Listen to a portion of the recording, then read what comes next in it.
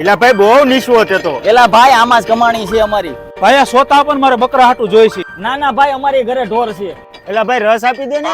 એલા ભાઈ ક્યારું ન કહું છું, એક રસ આપી દે ને. ઘડીક પોરો ખાઓ, આ મશીન છે, આમાં હાથ નાખી દઉં તો થાય.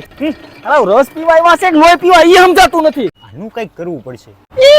એક રસ આપો ને. હાલો આપી દઉં. ઓય ક્યાં ગોતીસ? મેં જ કીધું તું.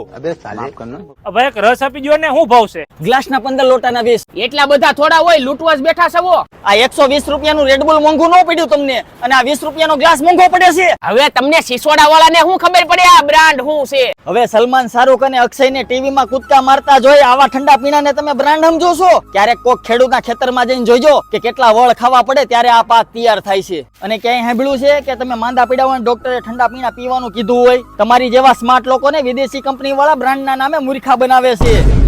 This is a brand, power of farmer.